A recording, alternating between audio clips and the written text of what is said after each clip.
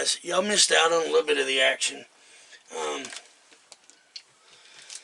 It takes 24 hours for bluing to cure, so I went ahead and blued the barrel and the tang and the underbarrel rod. This is a barricade. It's a rust preventative. And then we'll just set all this aside and let it cure till tomorrow, which by then we should be ready for final assembly. I'm going to work on staining the stock here in a little bit.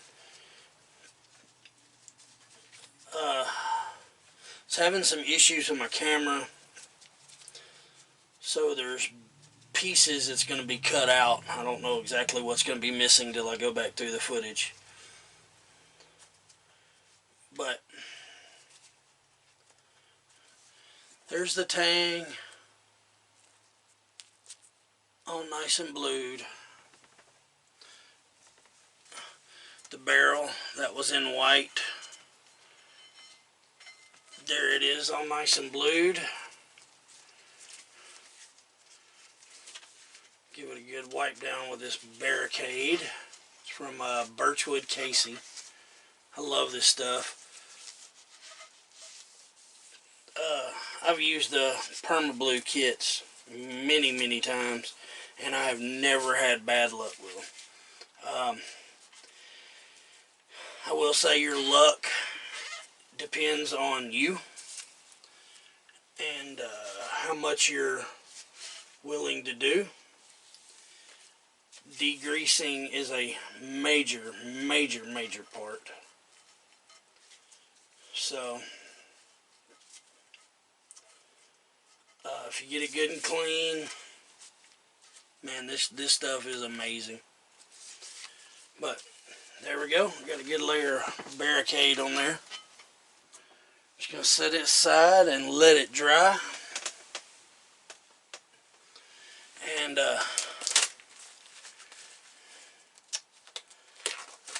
I guess we're gonna start taking everything back apart, getting all the tape off, and start giving it one last polish and dust removal. And we'll be ready to stain. We'll stain here after a while. So we'll get back at it. So while we were, I said I had to go ahead and get the bluing done because it takes 24 hours. Well, stain takes about 8 hours before you can poly. So I went ahead and got my stain on. Dark walnut.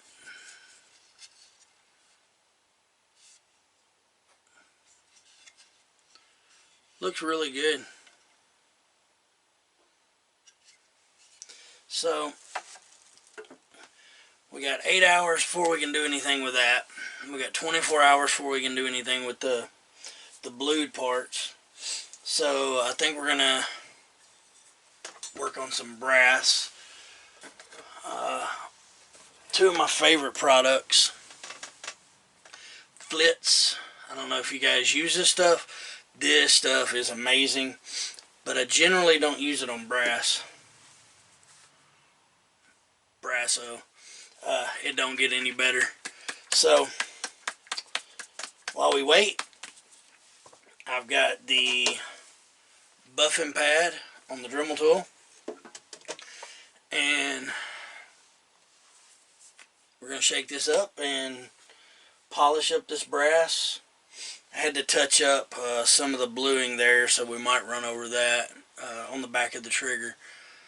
I hit it with some sandpaper. And I don't know if you're watching this as a how-to. When you're removing wood, you can get down like 80 or 100 grit. That'll remove a lot of wood. Then you want to go to like 120, 180 to kind of level everything. And then 220. I don't go any higher than that. People that get up like 320, 350, whatever it is. I don't generally. This was just done with 220. But man, it takes time, you know, and you want to feel, and you want to bond with the wood, kind of get a feel for it. But step up, you know, start out with your 80 and knock down those high spots, and then go to 100. That's what I ended up having to do, was go down to 100 because I wasn't removing enough material, and smooth all that stuff out. And then you jump up to the 180 and start to level everything, and you know, any high spots or low spots you created, you level all that. And then 220 is a good finishing coat. What I'll do is when I poly this, I don't know what my camera's doing. When I poly this, we'll go back over with steel wool and we'll steel wool it between coats, finer and finer and finer until we get it better and better and better. So we're going to start polishing some brass. Hey guys, I'm going to get you caught up on where we're at. We had to re-blue the lock. I've got the thimbles mounted. I've got the rod mounted to the barrel. We had to work on the trigger assembly a little bit, and we got it done, and we've got the barrel put together, and we've got the stock. It's got a polyurethane on it right now, waiting on its second coat. It's dark walnut, but it is done. And I really don't like the Traditions kit come with plastic sights, and I just don't like them. They're cheap and crappy, flimsy. And y'all remember I said the CVA that my buddy gave me, it had metal sights. So that's the front blade. So I took calipers and I measured the wedge, which is up here. It actually slides in a groove in the barrel. And what we're doing now is I'm going to paint my side of it white. So use enamel. What we did was we just added a touch of thinner. This paint was a little old, and we're just getting it mixed up real good. I'm not even going to pour any out.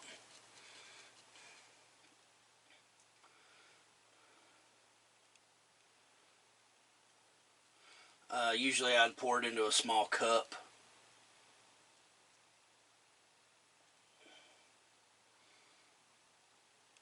But I'm not even going to mess with it.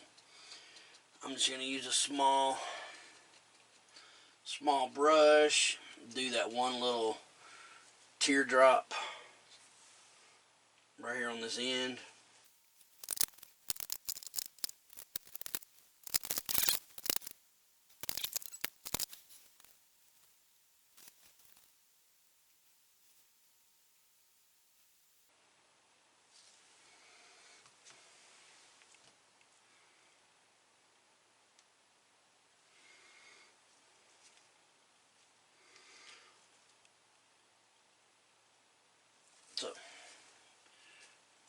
So, if any of my camera experts know why I keep getting a buffering overload on my camera when I let it run a long time, I have no idea why, so that's why some of this stuff may be choppy. But I got it painted, looking pretty good. We're just going to let that dry and install it on the barrel. And we're pretty well wrapping this thing up. I'm going to do one more coat of polyurethane on my stock. And then we'll put it together. So we'll see what happens. Well guys, it's time to wrap up another build. Still wearing gloves because the poly is still sticky and through dust and all. I'm going to show you the gun.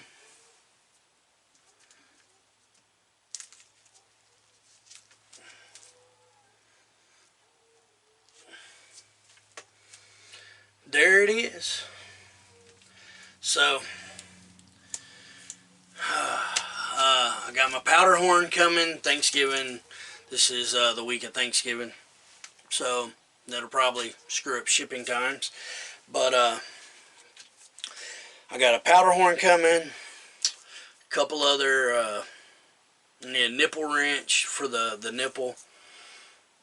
And I really am not digging this lock on this ramrod, and you can see this ramrod is flimsy as crap. I've got the old one that's wood. I really need to polish all that up, but I may use this one. I don't know, it doesn't want to fit in the guides right, so that may be an issue, but we will address that, and this is going to conclude another build. So we appreciate you guys, and we'll see you in the next one.